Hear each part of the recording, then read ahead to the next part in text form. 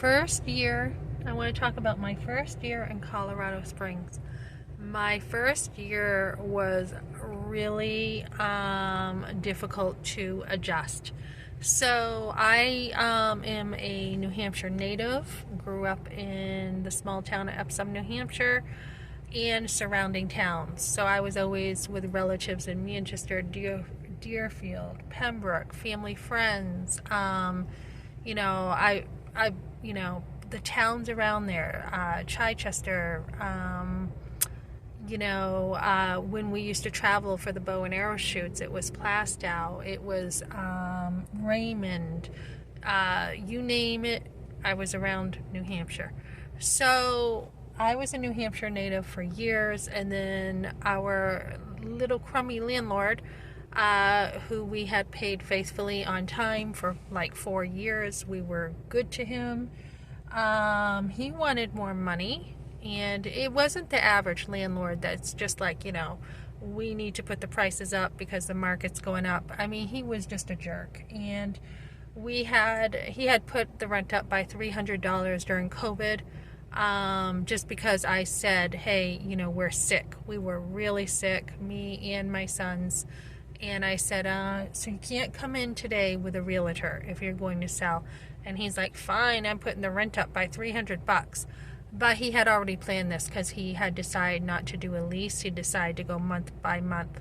So we had a realtor over I knew in Christian circles. And she came over and she's like, well, you could just, you don't have to stay. You could just just live in your vehicle. I'm like, yeah, I could if I wanted. And so there wasn't a lot of compassion there. She had her job to do and he wanted to sell, and he's like, well, you can either buy it or I'll put it up again. I'm like, oh, you're not getting more rent from us. And I do feel in this economy it was the right decision. It was. This economy's really tough. And so the way he handled it was just like, okay, fine, you can leave kind of thing, and left us in the winter 2022 pretty much without housing. So I was in a hotel, and then with my husband and I agreeing, I came over here. And we had housing. It would actually be illegal for me to not have housing for my minor. I mean, I don't know how you get away with that.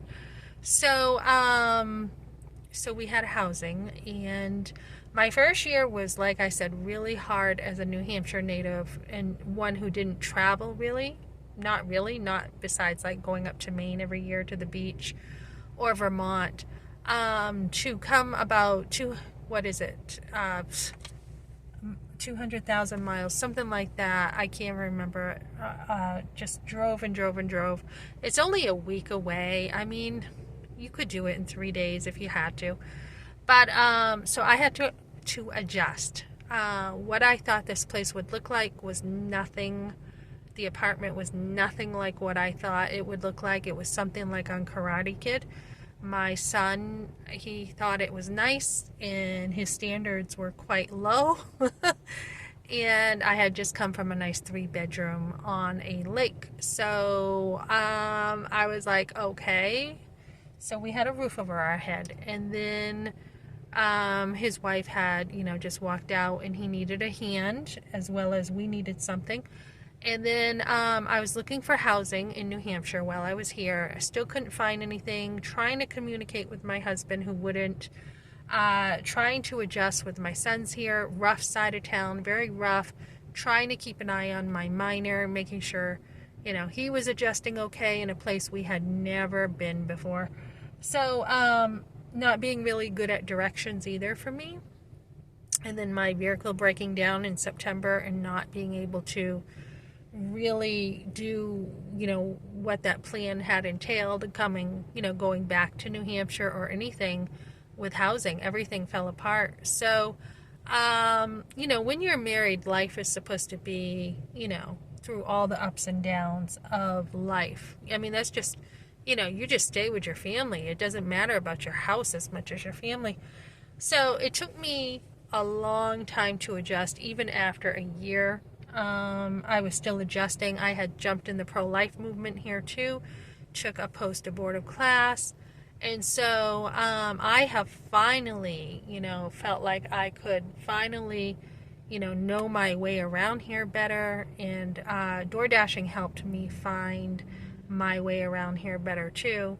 So, it was it's going on 2 years in May, and it was a lot to deal with between my son, my husband dropping communication in September, and not sending much money, to wanting to divorce, and then having to go through that before I really had even settled in this place or found housing. He just cut things, so there was the whole divorce care, and then the trauma class that I have taken. And yeah, things are good now.